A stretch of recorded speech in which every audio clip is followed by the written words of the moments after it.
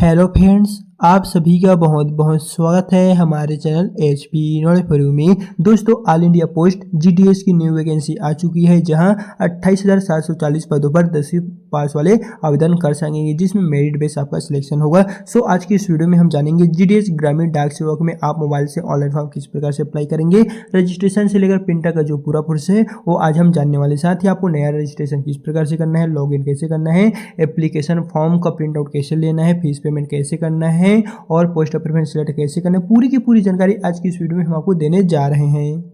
तो सबसे पहले आपको इंडिया पोस्ट GDS के ऑफिशियल साइट को ओपन कर लेना है। देख सकेंगे हम आ गए हैं इसके होम पेज पे एंड इस वेबसाइट के लिंक को मैं डिस्क्रिप्शन में भी दे दूंगा, जहां से आप क्लिक करके डायरेक्ट इस पेज में आ पाएंगे, क्योंकि ये जो वेबसाइट है वो नया है। पहले वाले में अगर आप ओपन करते हैं तो ओपन नहीं होगा। सो दोस्तों, वीडियो में आगे बढ़ने से पहले हम आपको इसका स्टार्ट और एंड डेट के बारे में बता दें। देख सकेंगे 30 जनवरी से फॉर्म स्टार्ट हो गए हैं और आपको 14 फरवरी 2026 तक टाइम मिलने वाले हैं, जिसके पश्चात करेक्शन विंडो आपका सुधार के लिए 17 से स्टार्ट हो जाएगा। तो उनकी जानकारी भी आपको हमारे चैनल के माध्यम से दे दिया जाएगा। सो दोस्तों, आज की इस वीडियो में हम जानेंगे कि आप मोबाइल से ऑनलाइन फॉर्म किस प्रकार से अप्लाई करेंगे। तो उसके लिए आपको नीचे में एक अप्लाई का सेक्शन देखने को मिलेगा, click here to registration and apply. तो आपको इसी वाले ऑप्शन पे एक बार क्लिक कर देना है।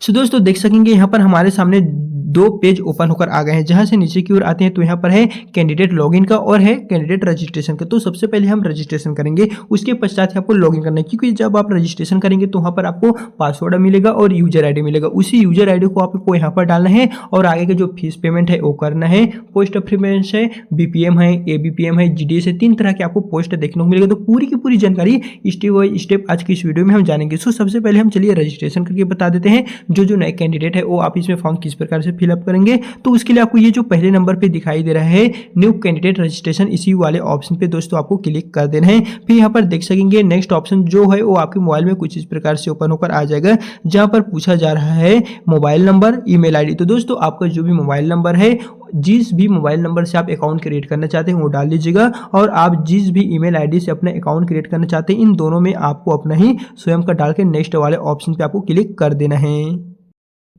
फिर दोस्तों, यहाँ पर देख सकेंगे हम हमारा मोबाइल नंबर भर लिए हैं और ईमेल आईडी पे भी जो यहाँ पर SMS आया हुआ है, OTP आया है, प्रॉपर यहाँ पर हमने फिलअप कर दिए हैं एंड हमने जो है पूरा का पूरा जो है वो ब्लर कर दिए हैं। तो दोस्तों, हमारे सिक्योरिटी के लिए हमने ब्लर कर दिए हैं। सो आपको अपना जो भी OTP आया होगा वो डाल लीजिएगा। फिर यहाँ पर आपको वेरीफाई OTP और नीचे की ओर आएंगे तो आपको मोबाइल नंबर में भी वेरीफाई OTP का ऑप्शन दिखाई देगा। इसी पे आपको क्लिक करके सबसे नीचे में आपको नेक्स्ट वाला ऑप्शन दिखाई देगा, इस पे आपको क्लिक कर देना है। जिसके पश्चात आपके सामने नेक्स्ट पेज फिर से कुछ इस प्रकार से ओपन होगा एंड ऊपर के स्क्रॉल डाउन करेंगे तो यहाँ पर आपको 2 ऑप्शन भरने को कहा गया है।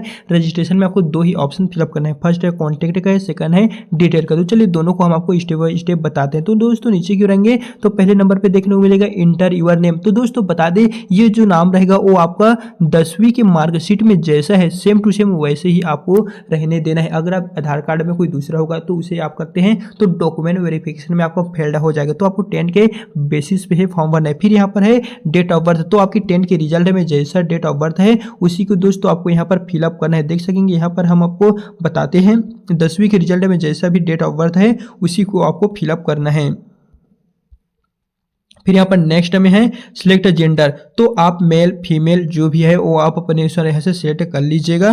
फिर उसके पश्चात नेक्स्ट आपको देखने को मिलेगा फादर या गार्डियन नेम। तो अगर आप फादर नेम को लेना चाहते हैं तो वो लीजिए, अगर आप गार्डियन नेम को रखना चाहते हैं तो उसी को नेम को यहाँ पर आपको डाल देना है। यानी कि 10वीं के मार्कशीट में जैसा होगा उसी को आपको यहाँ पर फिलअप करना है। फिर यहाँ पर मदर नेम, इसी को भी आप वहीं से ही देख लीजिएगा। फिर यहाँ पर बारी आती है नेक्स्ट है कम्युनिटी की। तो दोस्तों, कम्युनिटी में आपको डालना है ST SC OBC या अनरिजर्व UR कैटेगरी। आप जिस भी कैटेगरी से हैं वो आप यहाँ से चूज कर लीजिएगा। यहाँ पर आपको सभी कैटेगरियों के नाम देखने को मिल जाएगा। तो आप जिस भी कैटेगरी से बिलोंग करते हैं वो आप अपने अनुसार यहाँ से सिलेक्ट कर लीजिएगा। उसके पश्चात आपको नीचे में एक कंप्लीट का ऑप्शन दिखाई देगा, इसी पे दोस्तों आपको क्लिक कर देना है। एंड आप जैसे ही कंप्लीट वाले ऑप्शन पे क्लिक करते हैं तो दोस्तों यहाँ पर आपको एक यूजर आईडी देखने को मिलेगी, यानी कि ये जो रजिस्ट्रेशन नंबर है वो एक यूजर आईडी है, जहाँ से अब आप लॉगिन करके अपना आगे के जो प्रोसेस है वो कर पाएंगे। यानी कि फीस पेमेंट कर पाएंगे, पोस्टर सिलेक्ट कर पाएंगे, आगे के जो प्रोसेस है वो आपका यहीं से स्टार्ट होगा और जो डिटेल भरना होगा वो दोस्तों आप लॉगिन करके भर पाएंगे। तो ये जो आपको रजिस्ट्रेशन नंबर दिखाई देगा इसे आपको कहीं से अच्छे से नोट कर लेना है या फिर स्क्रीनशॉट भी रख सकते हैं।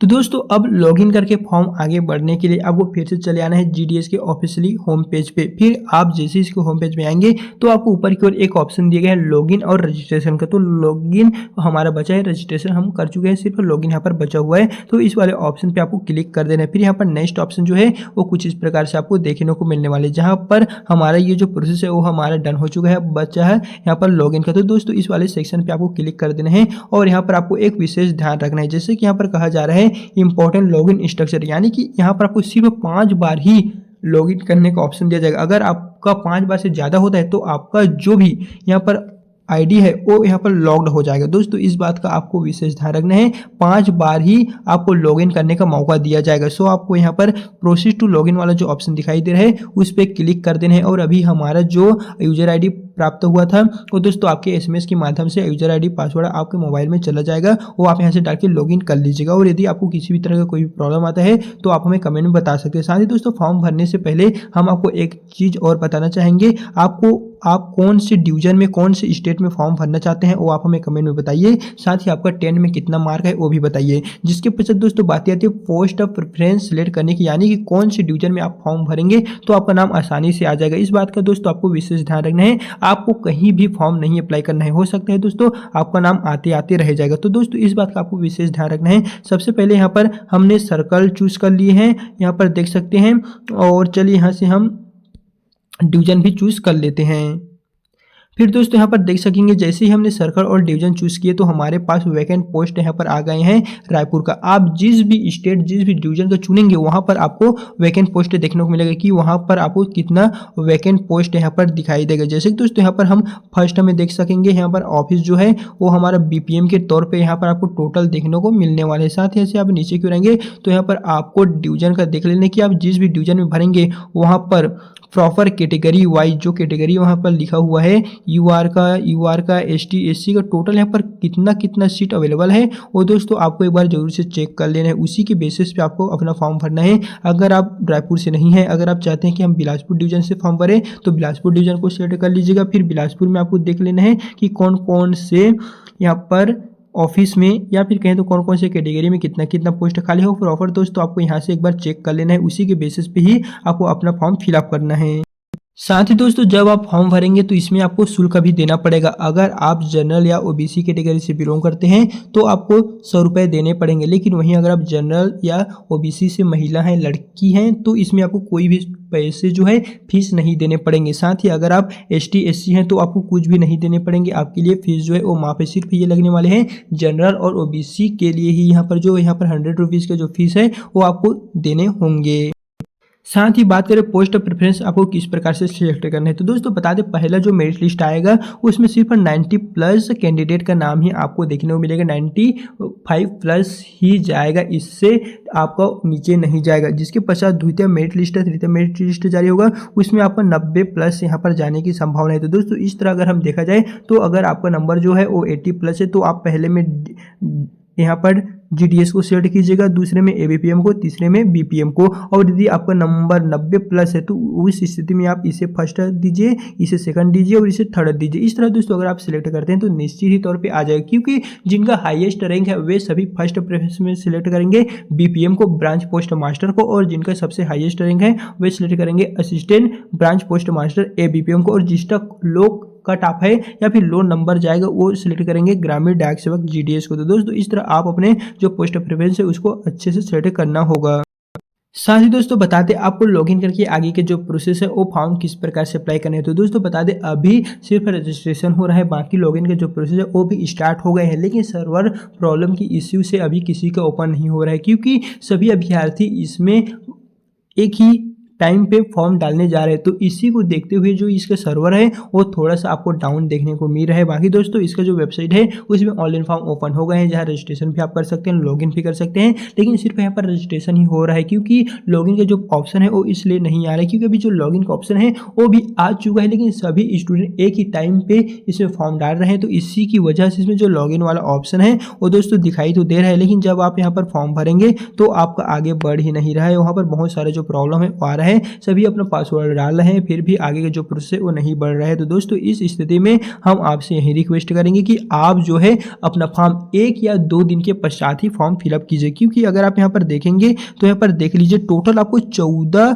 फरवरी 2026 तक और फीस पेमेंट करने के पश्चात आपको 16 तक आपको टाइम मिलने वाले हैं। तो हम यही सजेस्ट करेंगे आपको थोड़ा सा दिन और रुक जाना है, करीबन कहे तो 1 या 2 दिन के पश्चात आपको फॉर्म भरना है। अगर आप ऐसा करेंगे तो निश्चित ही तौर पे दोस्तों आपको जो फॉर्म है वो सक्सेसफुली भर जाएगा, क्योंकि अगर आप अभी से फॉर्म भरने लग जाएंगे तो दोस्तों अभी 5 ही अटेम्प्ट दिया जाएगा, उसके पश्चात अगर आप ज़्यादा करेंगे तो आपका जो अकाउंट है वो भी कुछ प्रॉब्लम उसमें आ सकता है, उसके पश्चात लॉक्ड हो जाएगा। तो इस तरह बहुत सारा प्रॉब्लम जो आ सकता है, तो हम यही सजेस्ट करेंगे आपको थोड़ा सा रुक जाना है, क्योंकि थोड़े से रुकने के पश्चात आपको फॉर्म भर जाएगा। सो अगर वीडियो पसंद आए तो वीडियो को लाइक कीजिए। तो चलिए फिर मिलते हैं नए वीडियो के साथ।